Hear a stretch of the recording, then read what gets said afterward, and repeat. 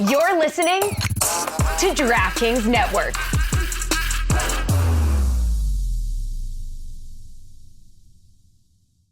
The 2025 NCAA March Madness Men's Tournament is back, and this time it is bringing all the feels. The biggest event in college sports tips off March 18th, and you don't want to miss a second of the heart-pumping action. Catch all the clutch shots, big-time plays, upsets, Cinderellas, Blue Bloods, and more.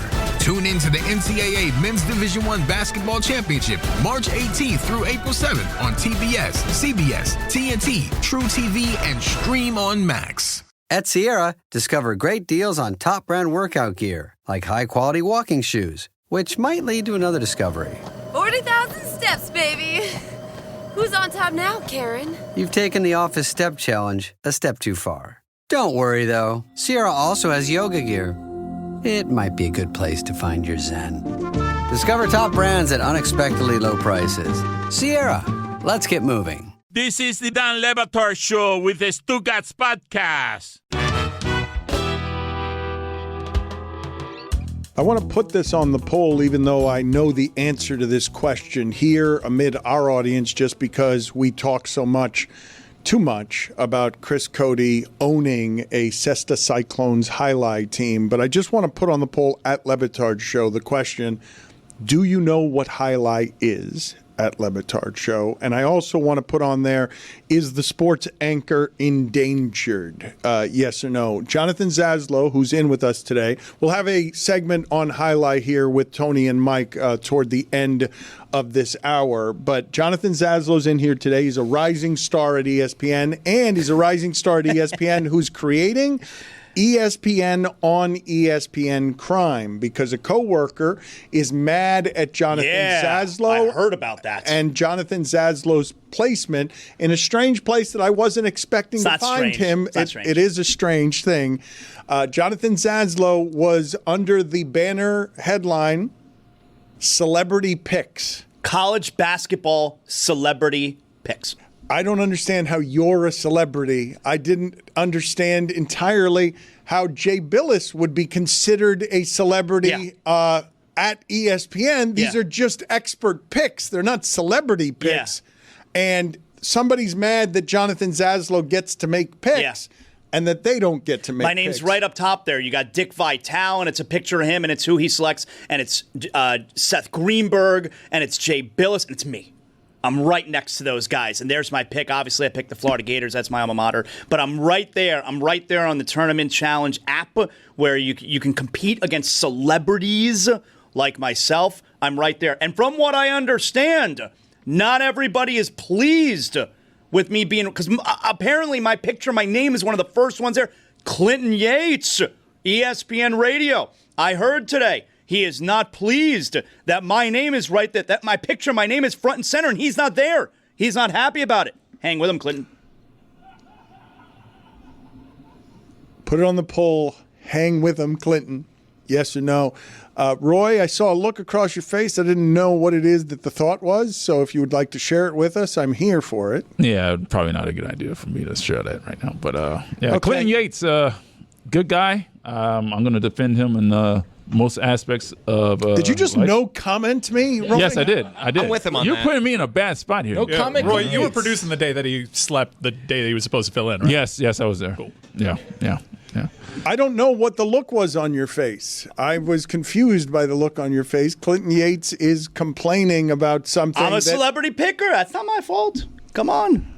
I don't feel like any of those people should be classified as celebrity pickers if all they're doing is being experts picking games on that website. Like, might be celebrities outside of ESPN, but I think if they're, Well, it's because you're competing against us. You're competing against the celebrities. That's the point in the app, in the Tournament Challenge. Have you risen to the point that you should be somewhere on the marquee with Dick Vitale? For sure. Everybody knows, especially when it comes to college football, because I host College Football Tailgate on ESPN Radio. College football experts. You got Paul Feinbaum. You got Heather Dinich. You got me. Everybody knows those are your college football experts. College basketball, I'm not going to say that I'm exactly a college basketball expert, but certainly there are people out there who would like to compete against me. And that's why I'm up there with Seth Greenberg and Jay Billis and Dick Vitale. Zazzle, why was it that you didn't know like half the people on my list? Yo, don't worry about that, all right? All you need to know is that you can compete against me in the tournament app challenge. That's it. That's all you need to know. No one's interested in how many players I can name. Nobody's ever thought about that. I was going to ask Tony what that look was on his face when I called Yaslow a celebrity and why it is that he looked like he had walked into a bathroom that had left a lingering bad smell. But now I have my answer, which is he doesn't think you're a celebrity or an expert. He thinks you're just somebody whose face is enraged Clinton Yates on the website because it doesn't belong next to Dick Vitale's. We were trying to figure out, like, is it alphabetical maybe? But then it was like Jonathan. It's like, no, Zazzlow's Nobody ever starts Z at the beginning. So it's certainly not alphabetical. It's you're trying to get people to sign up on the app. And the way you do that is you put some of your biggest celebrities in the front. And that's why you have my face right there with my pick. Everybody wants to know who I pick. Pick the Gators. Everybody sees my face right there and they're like, I would love to compete against this celebrity. I can't believe Roy no commented me. I mean, you're talking about Clinton Yates here, man. I don't know what your relationship is Jesus, with Clinton like Yates. it's Clinton Yates. I don't know why. You were next to me as I was calling. Where is Clinton? Yes, I was. I was there. The show has started. Where is Clinton? You overslept. That's what happens sometimes. I mean, you could have said that. I could have. Most celebrities don't oversleep. That's why I'm up there. That's right. Clinton Yates came after you, and I heard. I believe that Clinton Yates has a. Who? I believe that Clinton Yates has a justifiable. I do that with Y's and J's all the time. It's a Cuban thing. I can't help it.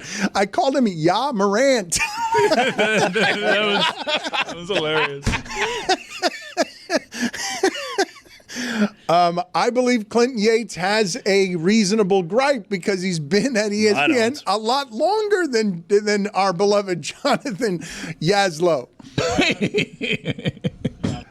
How do you feel, Zaz, about White Lotus? We have been. Oh my God, this White Lotus.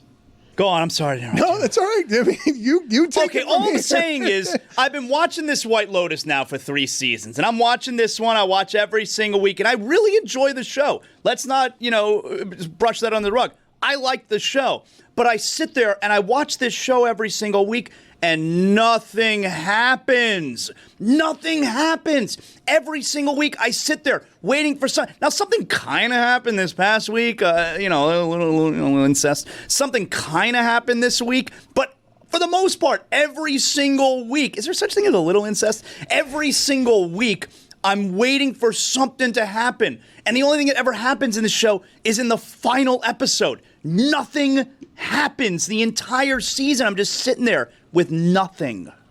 I think that's a fair criticism. I think I've said before, some version of White Lotus has had 4 episodes so far this season and produced about an episode and a half of material. But when he says a little incest, spoiler alert, because I've gotten in trouble for that this week, I did have a visceral reaction. It was a strangely visceral reaction. Again, spoiler alert here, so that he's left it vague enough that you don't know who the incest is between. And I'm not actually sure, because I don't know how this particular definition works, but brothers kissing on the lips in a way that's not French kissing made me recoil, even though they're actors and not actually brothers. No, that's the right response. They tricked me into thinking that they're brothers, and I did have a recoil on that was instantaneous on, wait a minute, adult brothers kissing, that feels an uncommon kind of wrong for me in a way that I haven't seen on television before. Unless you betray your brother, and Michael had to kiss Fredo on the lips in Cuba to let him know it was you, Fredo. Yeah, that was okay. It was you. No one recoiled. Like, that was like, yeah, I get it. I get what he's doing there. What we saw in the White Lotus, like, I don't get what he's doing there. And part of the weirdness, I guess, was that one of them seemingly really enjoyed it, and the other one did not like it at all. And I was like, well, he was questioning whether or not he liked it, I think, is really what's going on. Well, they were on X. They were on several things. And a boat. Again, I should have said a bunch of different spoiler alerts, and I did not. So couldn't refuse because of the implication. People are going to be mad. Happens every time. But I thought I was okay because it was last Sunday, and now it's Thursday. Last and you week, guys told me. Week, yeah. Well, we're supposed to do Spoiler Wednesday, Dan, not Spoiler Thursday. But that didn't make you, that didn't shock you as much as Sam Rockwell's monologue, right? Well, that's another spoiler. How did they put both of those in the same episode? A show that gives you nothing every single week, nothing every year. Nothing happens in this show. They gave you both of those in the same Saying episode. nothing happens in White Nothing Lotus happens. is being you're someone who doesn't like foreplay. That's what White Lotus is. White Lotus is just hours and hours of foreplay. Jeremy, leading foreplay to, expert? Well, I mean, quite the visual we've created. Yeah. Oh, did you see that? I mean, we don't need to be doing foreplay after incest. Like we don't need to be. They literally. well, no, I'm not talking about the incest. No, but they literally gave you that last week. They gave you what is the promise of whatever that party's going to become between brothers and others. What are you guys smirking about back there? Oh my God, Jeremy's Just picturing Jeremy. Let me see it. Let me look at your tongue. I did see that thing. Let's see it. Say CC. I'm not going to do that. You did create, Jeremy, for everybody the discomfort of really, Jeremy, you're going to be confident foreplay guy. I like it. Do you do that? Do you do that fist bump? Everywhere else, I am a confident person, just not this studio. Well, but that one, though, Hell yeah, brother. Look, a lot of people can be confident about their abilities with foreplay. Very few would say so out loud among their friends. Real ones, though. The number of people who would say, put it on the poll at Le Batard Show. Are you good at foreplay? At Le Batard Show. And do you want to hear your friend talk about how he's good at foreplay? Because there are two things that I don't want to imagine among any of my friends, any of them. I don't want to imagine any of them embarking upon foreplay. I don't want to imagine any of you wiping your ass either. Those are the two things I'd like to keep out of my life for forevermore. A little secret: just say Ryan Lingerhans over and over again with your tongue. I thought it was Sid Sipas. I thought that's what you were doing. Well, depends. I don't want to talk about this anymore. I find myself to be deeply disturbed by everything we're talking about. But I did here. get you thinking about Ryan Lingerhans. I didn't need that in my life. Thank you. Think about him the next time. I really don't want to think about any of this anymore. The thing that I did want to ask you guys, because I'm watching something happening here that I haven't seen a lot of, and I would ask you in my entire life, I haven't seen a lot of it, and I would ask you if you guys believe that what is presently happening is going to be enduring for Shane Gillis. Shane Gillis is the most popular comic in the world right now. What are you guys laughing about back there? I'm just saying Ryan Lingerhans. I'm just taking this thing for a walk. See how it works. Taking what? A walk? Why don't you run up the flagpole, see who salutes? And you?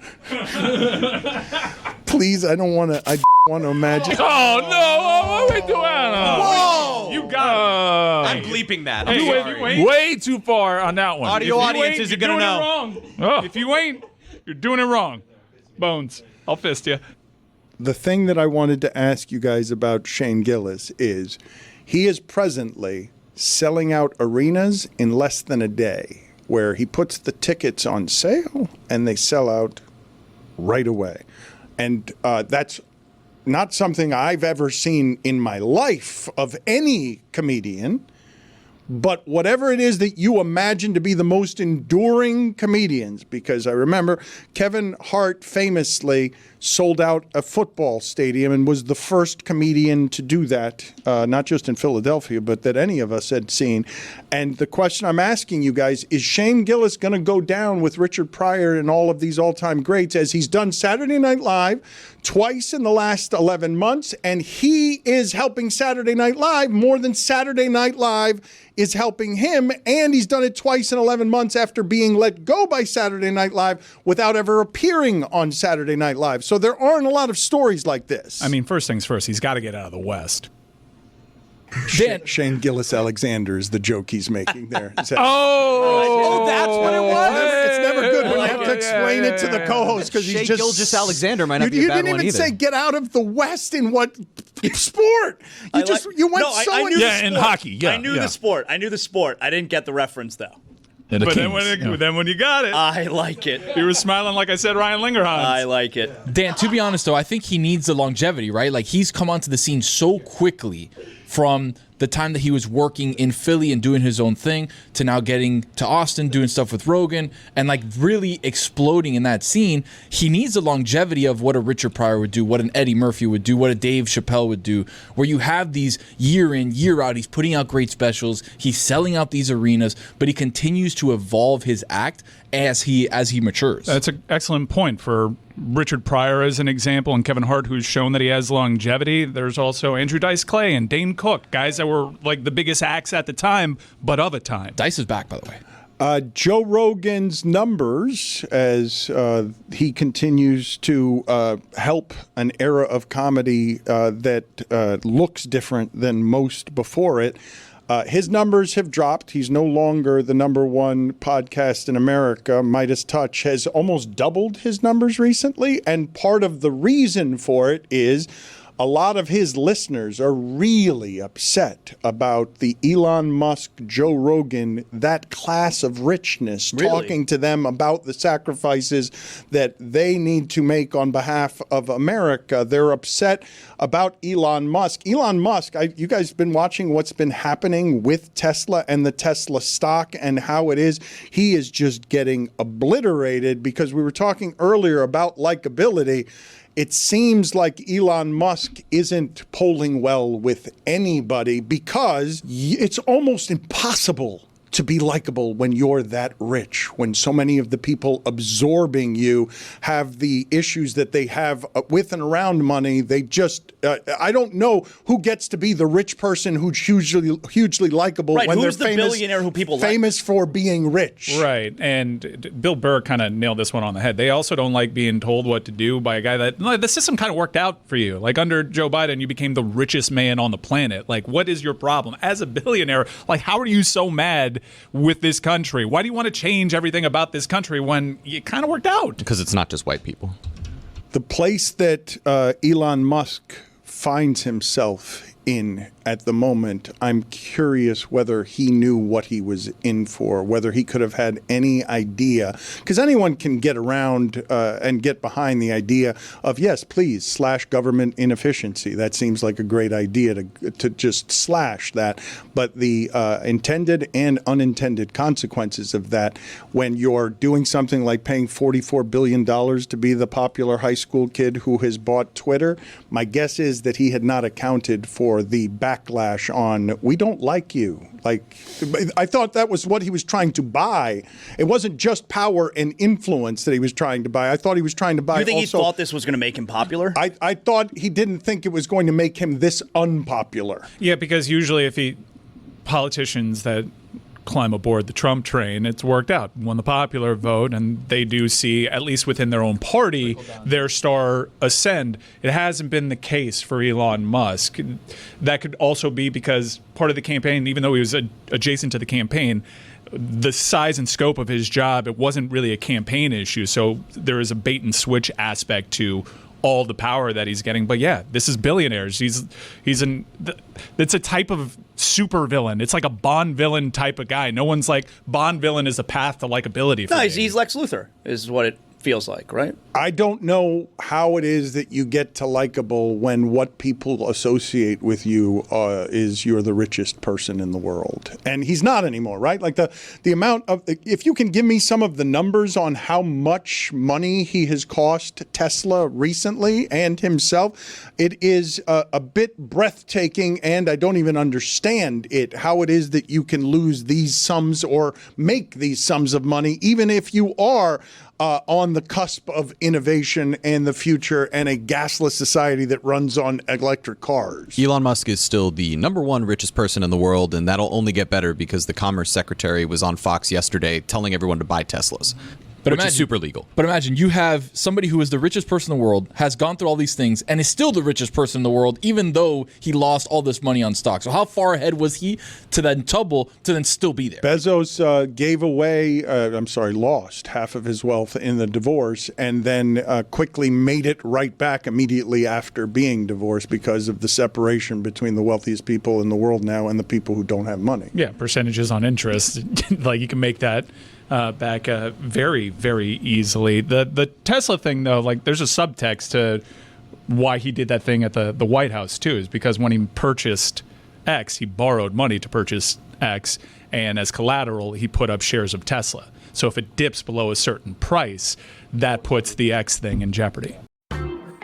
Howdy, everybody. It's Mike Ryan. Have you heard of Goldbelly? I hope you have, because that means you listen to our show and you know how much I love this amazing site that I order from all the time, where you can get some of the most iconic, famous foods from restaurants all across the U.S., and they will ship it to your front door for free anywhere in the country. I'm telling you, I've received iconic foods from all across the country. Wings, barbecue. It doesn't matter. Goldbelly has me covered. Goldbelly will ship you iconic deep dish pizza from Chicago from Lou Malnati's, or New York's best, most famous cheesecake from Junior's. If you're craving barbecue, they ship the legendary Franklin's Barbecue straight from Texas to your door. And you have to try the one and only world-renowned stone crab delivered from Joe's right here in Miami. Whether it's a dish from that one-of-a-kind restaurant or meals from world-famous chefs, Goldbelly has you covered. So, if you're looking for that perfect gift, or want to impress your friends and family with an epic meal the next time you host, go to goldbelly.com and get free shipping and 20% off your first order with promo code DAN. That's goldbelly.com, code DAN for free shipping and 20% off your first order. Hey friends, it's Jer Bear here, and I'm here to tell you all about Boost Mobile, which is now a legit nationwide 5G network. So I must take a break from the jokes here for a second and put on my serious voice, because I would never, ever joke about a 5G network that has invested billions building 5G towers across the country. Not even once. Not even if Mr. Boost Mobile himself asked me to. There is nothing funny about it. Boost Mobile is now a legit nationwide 5G network and also provides coverage across 99% of America. Seriously. Visit boostmobile.com or your nearest Boost Mobile store location to learn more. The Boost Mobile network, together with our roaming partners, covers 99% of the U.S. population. 5G speeds, not available in all areas.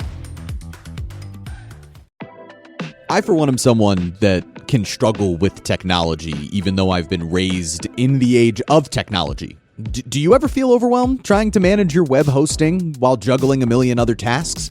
Even if tech isn't your thing, Kinsta's managed WordPress hosting is a relief. Their expert team handles it all. They've bundled up all the essentials to make sites stress-free with speeds that'll wow your visitors, security that never sleeps, and a dashboard so intuitive, you'll wonder why everything isn't this easy. And when you hit a snag, you'll talk to real humans 24/7, 365. Actual people who get it, not AI chatbots, which is a rarity these days, seemingly. Kinsta will give you peace of mind and let you focus on your business rather than dealing with technical issues. For us, that means more time watching the games and getting you the best takes possible without having to worry about troubleshooting tech issues. Tired of being your own website support team? Switch your hosting to Kinsta and get your first month free. And don't worry about the move. They'll handle the whole transition for you. No tech expertise required. Just visit kinsta.com/Dan to get started. That's KINSTA.com/Dan. Dan Le Batard. No one else here is willing to do a Trump or a Biden. That's not true, Dan. Okay, Tony, you can catch Man up. of 1,000 impersonations. That's not bad, man. Finally. Not terrible. Pretty good. Stugotz. Yours is terrible. You just got to get a little redder, a little pinker. You're right there, man. Yours is not. You're Biden. What do you mean? Oh, his is good. That's Dan. actually not His bad. Is good. Not terrible. That's not terrible. We got to come together. A little southern Little twang Bush. there. A little George Bush in that one. This is the Dan Le Batard Show with the Stugotz.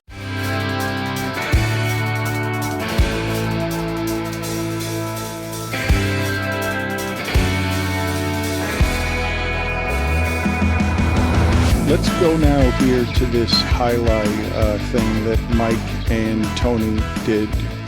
I'd like to watch this together because what would you guys tell people by way of tease on what this is? Well, I would love for people to come out on Friday night. The Cyclones are playing. Fridays are open to the public. It's the only day that Battle Court is open to the public. It is free to attend. We are going to have a big crew out there. A lot of people from the show are going to be rooting our Cessna Cyclones, even though they're just the Cyclones now. It's hard. Cessna Cyclones is so close to my heart. But we're going to be out there causing a ruckus, causing a scene, cheap drinks. Come on out and have a good time with us. Dan, this is part of the Tony Tonight series where we uncover my love letter to Miami and the things that we do and the places that we go. A big piece of Miami history is highlight and understanding what that means in its context of the sport and what it means to Miami and the Hispanic culture that it comes from Spain down to Miami. I talked to Mike, who's obviously a co-owner of one of the teams. Good get. Yeah, great get. Well, this was also several months ago, so I'm going to be made very uncomfortable with how I look. Fat? Were you fat? Yes, you could say that. You know, whatever. And then we got players, we got coaches, we got a whole bunch of people. So this is Tony Tonight invades highlight. All right, we're here with the king of the battle court. We're here with the mayor of the Magic City Fronton, Mike Ryan Ruiz, owner of the Cyclones. Co-owner. Co-owner of the Cyclones. Co-owner. Where's your other co-owner? I think Bahamar. It's a nice spot. Yeah. He's already in Cancun, depending on how you look at it. The season hasn't exactly gone our way. How does it feel to be an owner of a highlight team? Battle court team. Battle court. There is a difference. For the uninitiated, there is the great sport of highlight, which originated in the Basque region. And what Battle Court has done is applied a team concept to it. It works kind of like team racquetball in a sense. Florida's the only place where this sport is played in this country. And Battle Court is a very unique version of the sport that is played nowhere else. So it's Battle Court. I feel like growing up, highlight used to be a big deal, right? Back in the 80s, you would have this place packed. Thousands of people watching highlight. Yeah.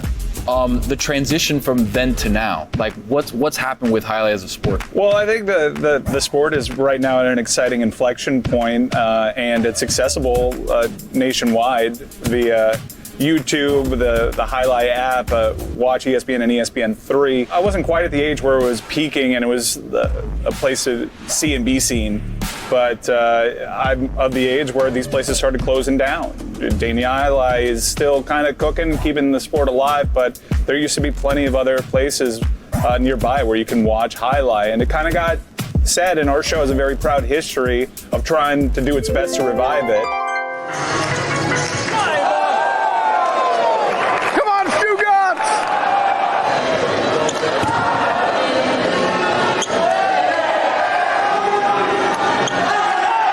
Hey! Mike Ryan! Pelota! A real natural fit that the Batard show and cast members adjacent to it are linking up with Battle Court and trying to revive it. I think you've been out here for a game before. Multiple times I've been out here. It's a fun atmosphere.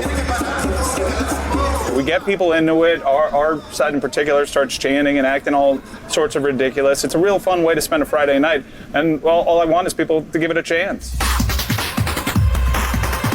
Did you know how much was going to go into being a highlight owner? I can't lie. When I was first approached by the fine folks at Battle Court, I thought it would be largely ceremonial and just an opportunity to cosplay Chris Cote as this ridiculous sports team owner that would parody some really outrageous sports owners. But a funny thing happened when we first got involved. We really liked it, and they really empowered us to really manage the roster. We built relationships. I watch so much highlight. I'm not gambling again. I honor the code. I don't take action in the sport, but I like scouting. I like pretending like I know what I'm talking about. Like I said, we have a proud track record. If you follow the sport closely enough, you can kind of GM it. Do you think that highlight is a sport that is accessible enough for kids to start growing up and playing it, right? You know, we were talking about that before. It's a hard sport to get invested in because anybody can pick up a pickleball paddle, anybody can pick up a racket or a soccer ball or a pigskin and toss it around.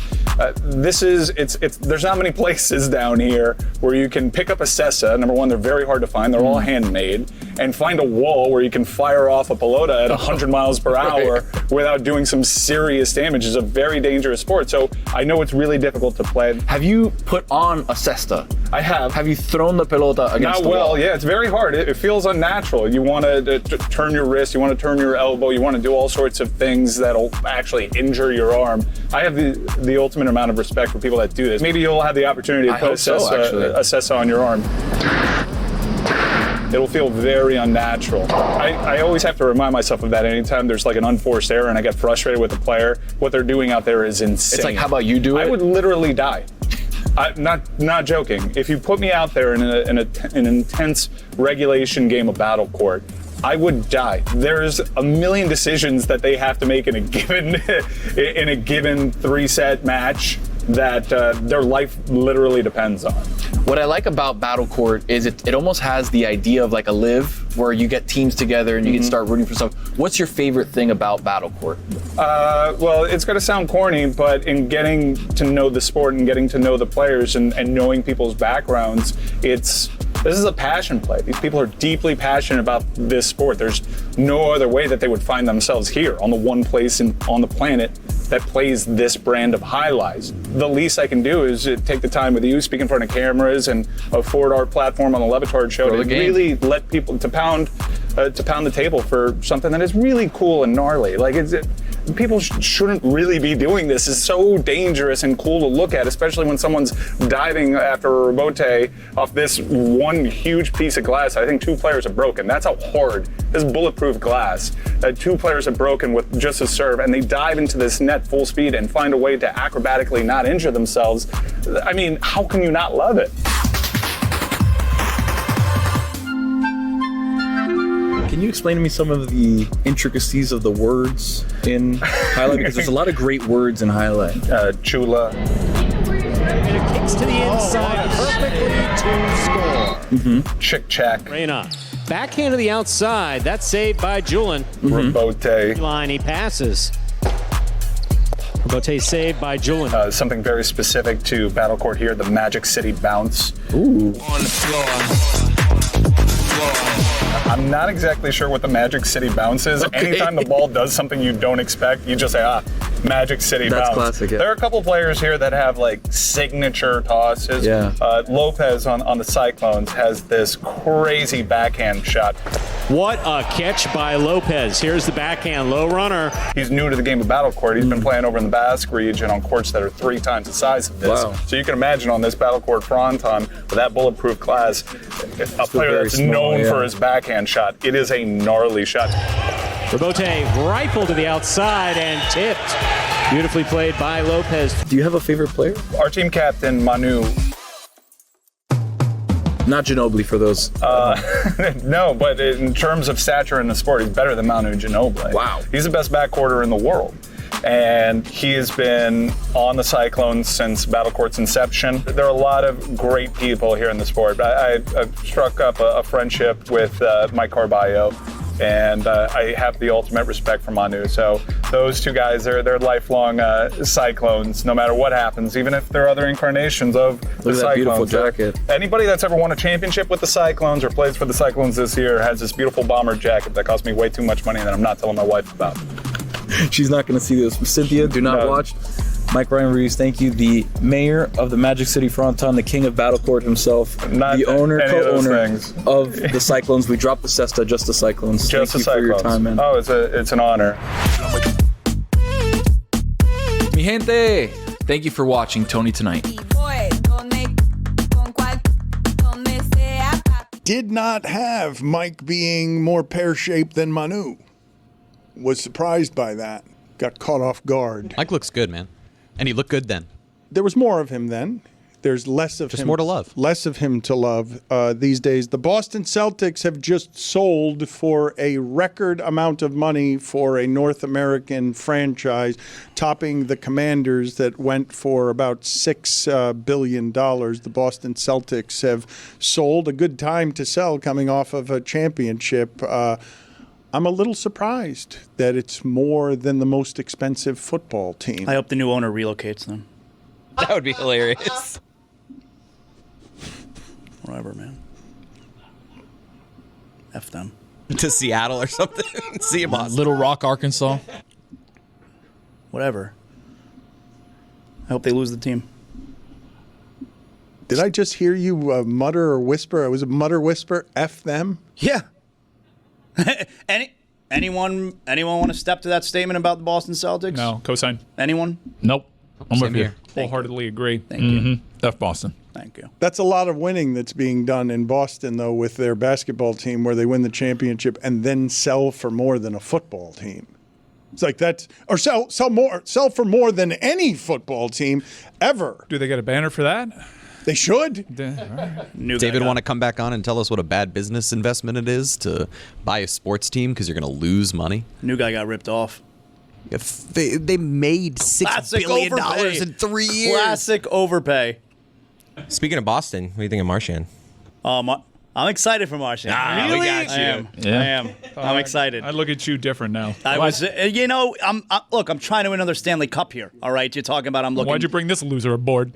He's one of the great postseason players. All right, he's a rat, but he's now our guy. All right. Last two postseasons, I haven't been impressed with him. I was very well. We knocked him out last postseason. All right? But now he's on our team, and if the guys in that dressing room are okay with it, then you kind of need to be okay with it. All right, you're not about the team. That is a pretty good point. If the guys, if Sam Bennett is okay with it, Mike Ryan, you better be okay with it. We were talking about Shane Gilgeous-Alexander earlier, and for those of you who do not remember, this is something that happened. The Oklahoma City Thunder traded Paul George for Shane Gilgeous-Alexander and 5 first-round picks. You leave a little bit of context out when you say it like that, though. And Danilo Gallinari. No, that's what you were getting That's at. not the context, all right? It's a little bit unfair. I'm not trying to defend the Clippers, all right? It was a great trade by Oklahoma City, but you kind of need to add the Kawhi Leonard part. Kawhi. Come on. Well, I will talk about Kawhi Leonard for a second here because I find his story to be hugely interesting in the shadows in that it would appear that his body broke down during and with the watch and care of the San Antonio Spurs, and that whatever his gripes are that have never been made public in his voice, that he left San Antonio, at least in part, because of everything done to his body that has subsequently harmed his career in a way that is obvious, because we do not talk about Kawhi Leonard anymore, and when it's the Clippers getting 50 from somebody, they're getting it from James Harden. But I think we don't talk about him anymore because there's nothing to talk about. Like, there's nothing new. We've been doing this with Kawhi Leonard. He left in 2019, left Toronto in 2019, so we're going on 6 years. Oh, no, of the same. But my point on that is, it is, in the middle of the super team era, Kawhi Leonard won a championship by himself, and whatever that cost his body is something we haven't seen that dude since. Like, it's been that 6 years of what should be his prime, or something close to his prime, when he was at the height of his powers and at the top of the sport. His body has clearly betrayed him. To that point, it's like you have James Harden and Kawhi Leonard on the same team, and like we don't talk about the Clippers ever. And they're not good. even the best team in their city. They're really good, though. Like, that's the crazy part, is they've been good without him, and when he's there, they can beat just about anybody in the West. That's what's really wild right now, is there are all these teams right around the play-in. You have the Timberwolves, who made a run last year. The Clippers, they have the same, not the same winning percentage, but they're both 18 games back, so they're sitting at 7 and 8. And then you have Golden State right there as the 6th seed, just a game ahead of them. So all those teams are vying to square up against whoever the 3 seed is. But man, when you're thinking about being Oklahoma City or Houston or the Lakers as these 1, 2, and 3 seeds, the Clippers, to me, of all those teams, might actually be the team I want the least. They're deep, they're big, they could have won the championship and if Kawhi's last year. there, man, they're good. They could have won the championship last year if they'd been healthy. Yeah, but I think part of the reason that I'm shaking my head is we've seen this movie before. We're going to get to the playoffs, and he's not going to play. No, that's totally fair. And for that matter, when you're looking at one of the other teams there, it's Golden State. Like, Jimmy is going to be there for the playoffs because he hasn't played for a year, so he's going to be available. Right. Going back to Boston and trades for a second, can we look back at the Mookie Betts trade? Can we examine the Mookie Betts trade that has to have Boston Red Sox fans still upset? Well, it's really crazy because when you look back at it 5 years ago, obviously Mookie Betts now just won a World Series with the Dodgers. They're one of the greatest teams you've ever seen. And the Red Sox were on a path when they had Mookie Betts and a whole bunch of these other guys coming up, Xander Bogaerts, who's no longer there as well. The reason this came up recently is because Alex Verdugo was an outfielder for the Yankees last year. Not the best season. Still a free agent, kind of surprisingly. He's been a big league player for several years. But he was the headliner in the Mookie Betts trade. So when you look back, on February 10th, 2020, the Red Sox traded Mookie Betts and David Price to the Los Angeles Dodgers in exchange for Alex Verdugo Jeter Downs and Connor Wong. Woof. That was the trade that they made. And it's the fact that the Red Sox are even a competitive franchise when they made a trade that bad shows you that they've actually done a pretty good job. Otherwise, that is one of the most overwhelmingly terrible trades I can think of, maybe in baseball history. Mookie Betts is one of the best players of this era by a long shot. We were talking with David Sampson earlier this week, and he objected to what was a prisoner of the moment contention. He alleged that I was saying that this Dodger roster, you can make the argument that's the best roster that's ever been assembled, and the over-under on wins for them this season is 104.5. And he mentioned the Mariners team of Randy Johnson, Griffey, that won, was it 111 games or 116, I believe. 116 games, but that team wasn't over-under 104.5 before the season. I've never seen a team that is expected to win 104 games. That's not something that I've seen in my lifetime. Can you imagine taking the over? I haven't been to the Dodgers over in the season. A 104. I mean, what is that? Like, you can assemble the argument that Betts, Freeman, and Ohtani, you put those three together, that whatever you thought Babe Ruth's murderer's row was in 1927, 100 years ago, that it's not the Dodger lineup of today, because they got Ruth and they got Betts and they got Freeman. Like, they've got Babe Ruth. Maybe the closest that you have in terms of an era of free agency is the 98 Yankees, but I don't think there's anything close to what you're seeing. They have a player better than Babe Ruth, and he might not even be their best hitter on their team. All right, I know I got to do this ad read, but hold on. Let me reapply. Did you hear that? Yep, that's my new favorite lip gloss from NYX Cosmetics. Now I'm ready to talk to you. I've been a huge fan of NYX Cosmetics for many years now. In fact, I use their Thick It, Stick It brow gel every single day. So you can imagine my excitement when we recently received a special delivery to the Batard studios from our friends over at NYX Cosmetics. And there it was. When I opened the box, glowing, I heard the angels sing, "Ah." It's their latest lip gloss fat oil lip drip. It's NYX Cosmetics' first lip oil of its kind. This creamy lip oil will have your lips dripping with fat perks. You get all the shine of a lip gloss and none of the stickiness while experiencing 12-hour hydration. I'm usually a matte lip gloss kind of gal. My normal go-to is NYX Cosmetics lip gloss, the Lingerie XXL. But after applying the status update shade, I have found my new go-to lip gloss. Fat Oil Lip Drip has high shine finish with comfortable wear and none of the sticky texture. A lip product that's hydrating, non-sticky, and only $9? Now that's a win. Try Fat Oil Lip Drip from NYX Professional Makeup. Available in 14 universally flattering shades. Find your perfect Fat Oil Lip Drip. Shop now at NYXCosmetics.com or a retailer near you.